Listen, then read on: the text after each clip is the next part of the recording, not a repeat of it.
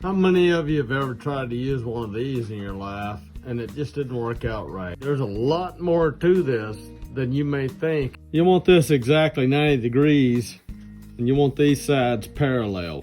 If you clamp it sideways, you could run a board back and forth just pushing it, and now you've got a joiner.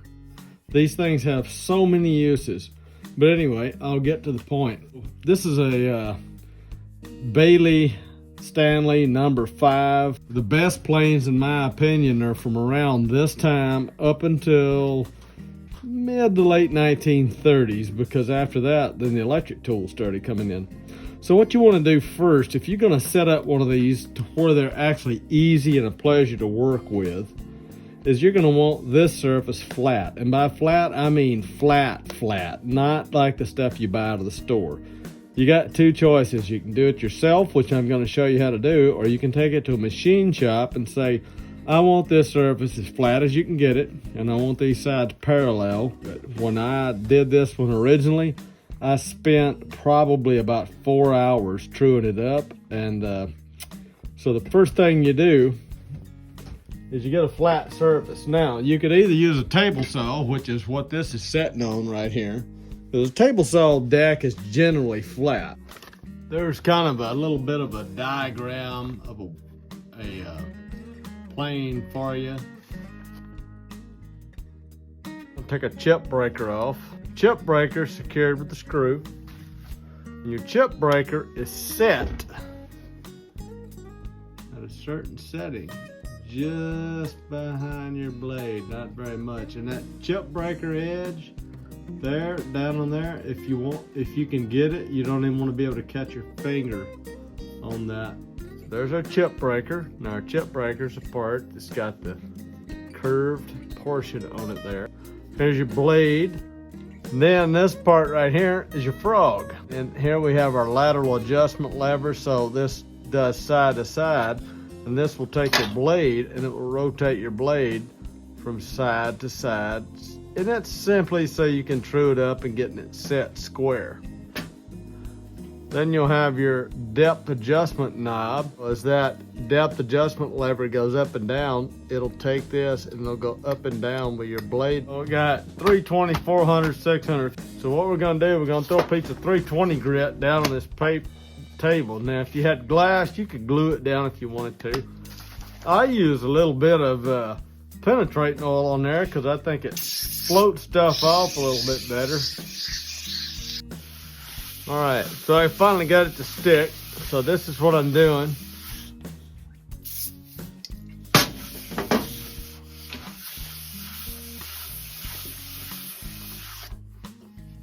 Take that and I look at it. Do I have swirl marks the whole length? And I keep doing that until I can tell that I'm contacting that flat surface the entire length. That could take you hours. You want it all the same color. And you just keep going until it gets good enough for what you're gonna be doing. Just put the same amount of pressure you would on it if you were planing a piece of wood.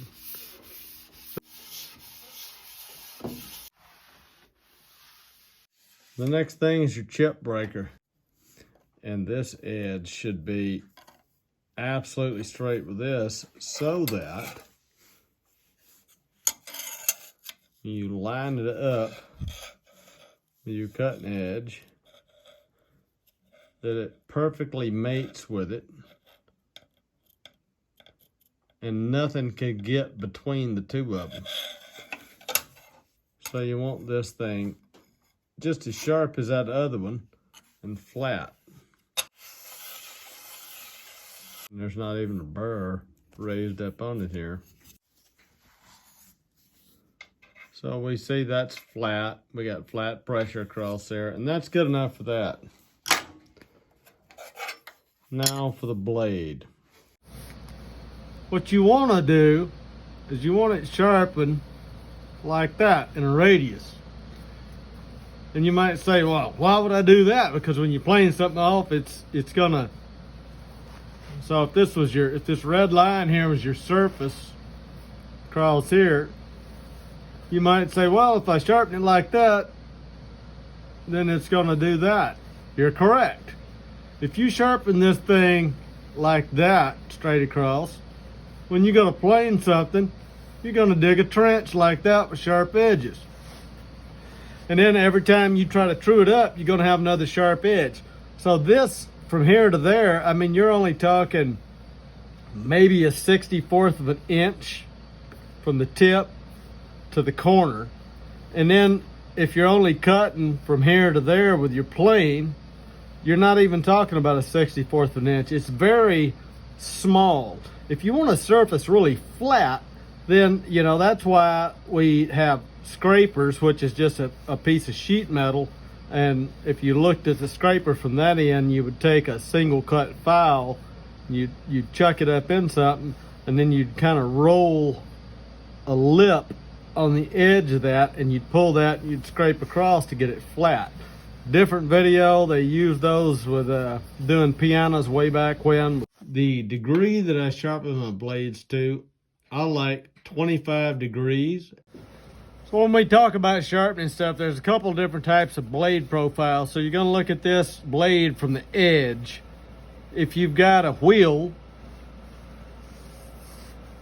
then of course if you stick a blade, and this is much exaggerated, if you stick a blade up to it, the blade is going to be like that. That's called a hollow grind.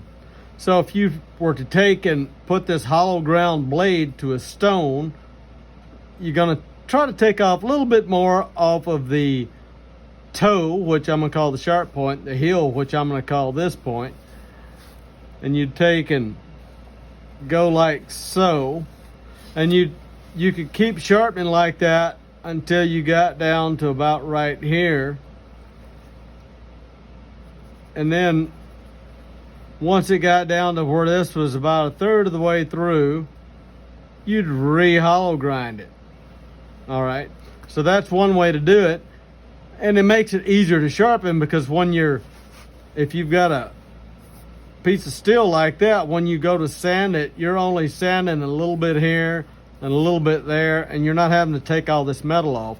So if you don't have a wet, round wheel that you're grinding on, the answer to it is this. And this is what people would traditionally do, was they would take a blade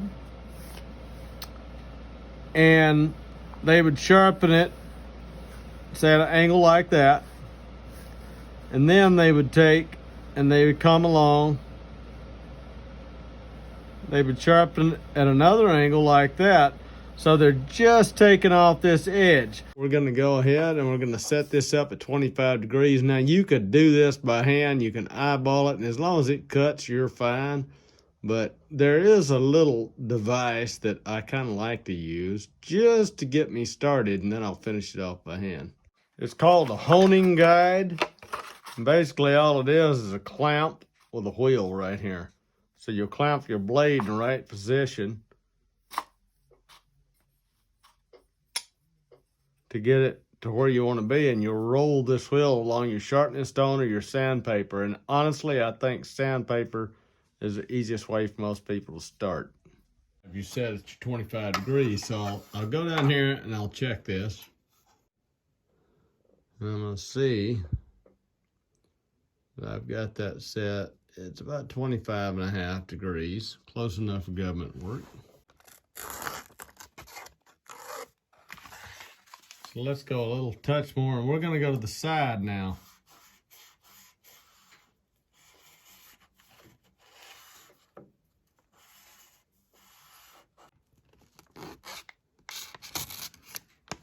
So we got it as good as we can go with 600 grit.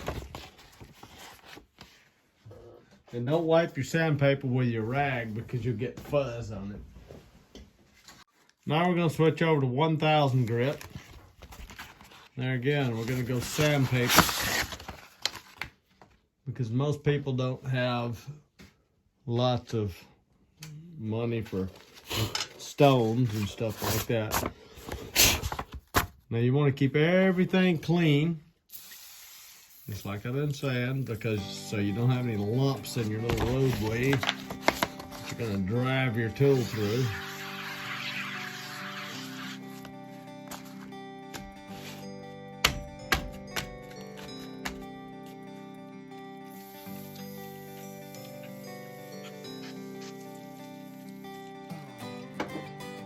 And you might say, how much cutting oil does this take? Well, as much as it takes.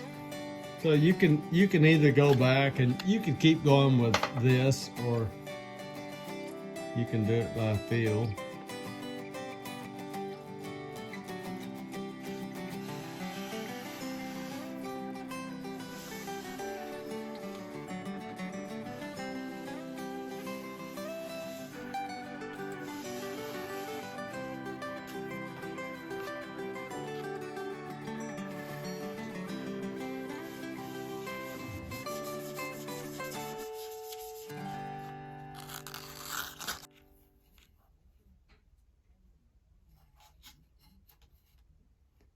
I'm gonna fill it, lift it up. I can feel it make contact. And you can watch where this separates the oil and stuff.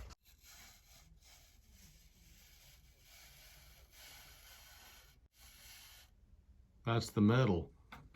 So you're gonna get your right spot, and you're gonna kind of make a sweeping motion like that, or like this, because you want this to be a little bit deeper than that. All right, oily paper, so you know it's soft.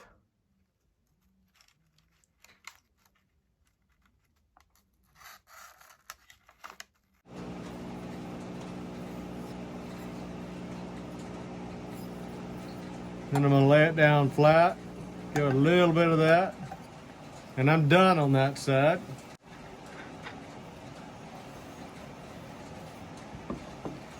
Then I got my, I think this is a 6,000 grit maybe, I don't know.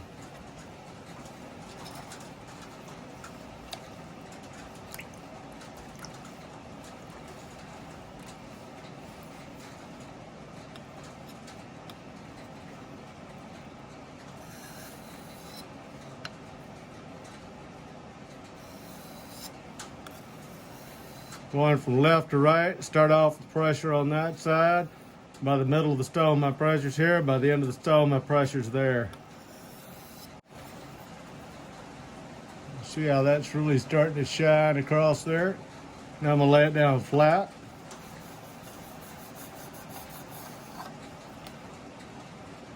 Very sharp.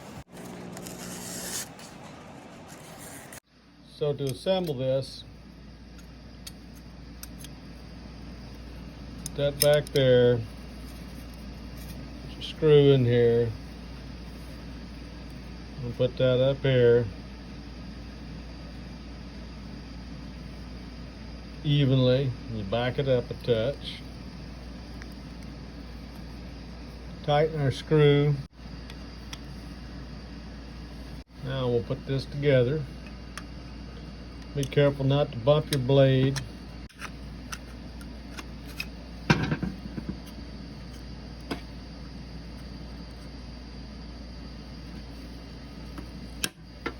All right, now we're gonna adjust our feed screw to where the blade comes out. So let's see if you can see that when it first pops out of there.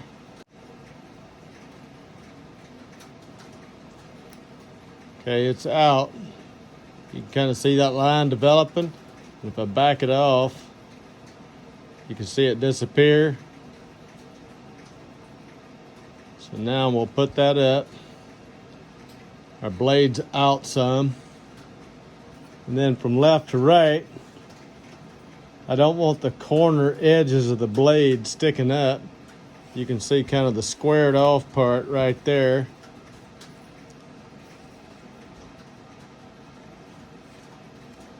So you can see how it'll go up on one side, and then if I move it, it goes up on the other.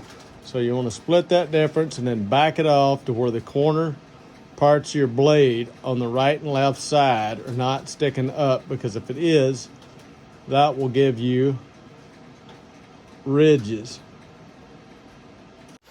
All right, so I'm gonna go, the grain's going this way. I'm gonna go against the grain through a knot and some seasoned black walnut. You're not taking off much of the time. Okay, so I just took some off right here, and you can get something smoother by planing it than you can by sandpaper, and store your plane on its side. So this is through a knot, and you can see through that. You see the plane in the background, see the screw? So you should be able to take shavings off through a knot that you can see through.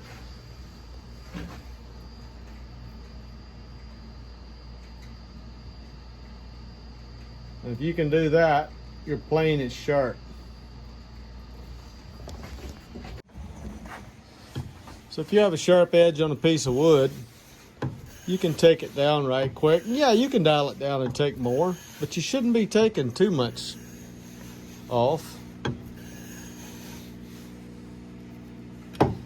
But you should just be getting little ribbons off of there. Very thin cuts. I'm not tearing it out. So if you don't believe I'm going against the grain, we'll go from the other direction.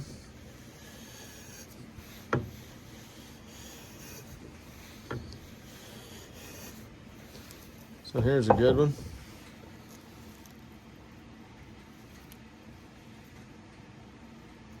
So I'm going two different ways. And you can see through that. Doesn't matter which direction. So if I turn around and I go through the knot from the other direction,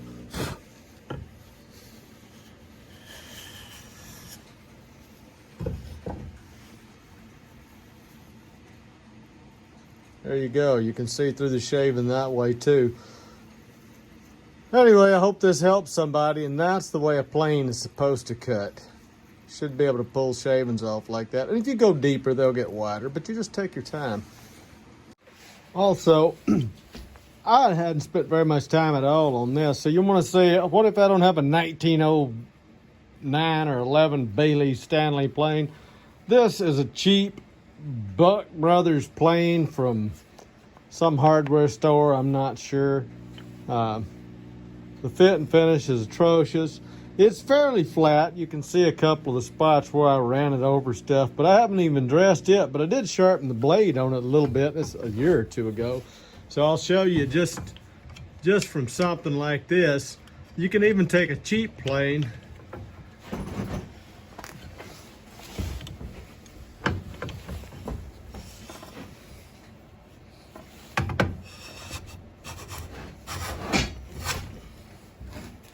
it's not even very sharp, but you'll see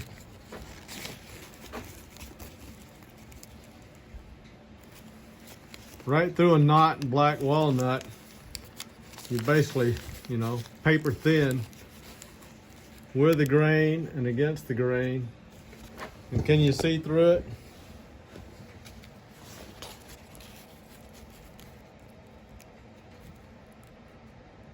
Yeah, it's a little bit thick. But you can even make a cheap plane cut good. So that's the type of stuff you should be getting with a plane. If you can't get that, then it's not sharp. Like I said, I haven't even really dressed this one up. I just kind of sharpened the blade. And it was already fairly flat, but you can do a regular one. You can tell I haven't done anything with the sides or anything. So you can do it.